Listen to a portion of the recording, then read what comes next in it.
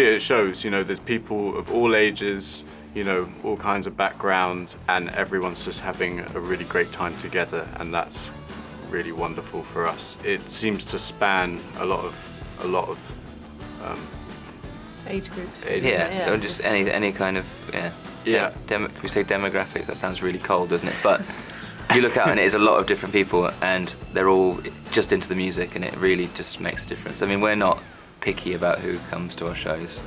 We're very thankful that anyone does, you know. So it's incredible, and you know often meet lots of people that are from really interesting places and with great stories as well.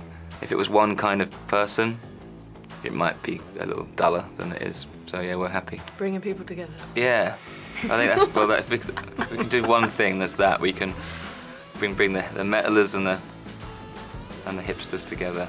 That's what great songs are. They're accessible to kids. Like if Nirvana was this opus intro, then it wouldn't have happened, because I wouldn't. Well, no one, we wouldn't have tried. You know, it's that punk rock attitude, that kind of DIY thing. That was why it was.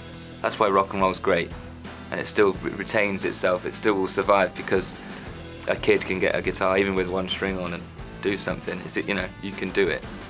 It's not exclusive. It's not elitist.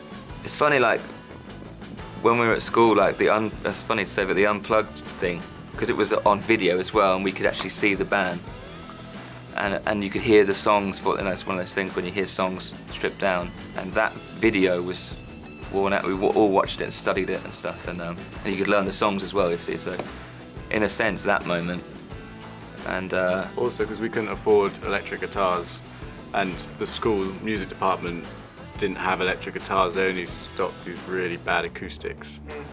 So it kind of it was like, okay, acoustic can be cool as well. It's sort of it wasn't just for the Spanish and the classical. You know, it wasn't all with a stool and on this knee. It was yeah, well, that was it, wasn't it? Because the music department was all about the orchestra and all that. That was the kind of, that was exclusive, because you had to be a studied sort of, you know, be able to read music, and that was quite, at our school anyway, yeah, that was quite elitist. Somehow we were in there as well, playing Nirvana songs and at least getting pass grades for it. Yes. So yeah, make it. Whilst there's a viola solo going on down the corridor. Yeah, many flutes, many flutes. It's something that we're doing more and more of, and we just played in London, a place called Madame Jojo's, an old burlesque type of joint, if you get my drift.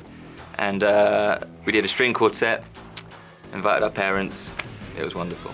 We just wanted because everyone expecting to launch the record with a big rock show, we just sort of did the opposite. And it was really good. We did lots of the new songs. Some of the older songs from the other records, Honest, Bruises, these sort of songs.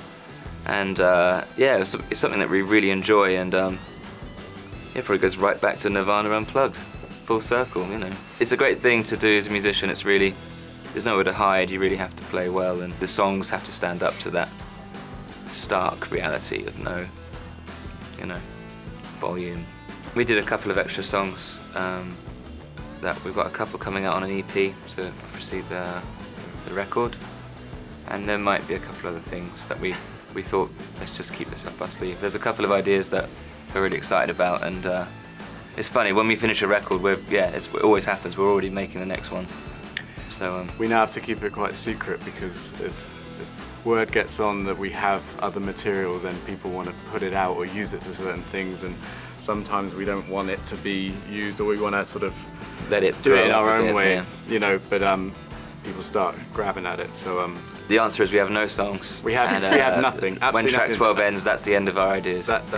Yeah, creativity stops. Yeah.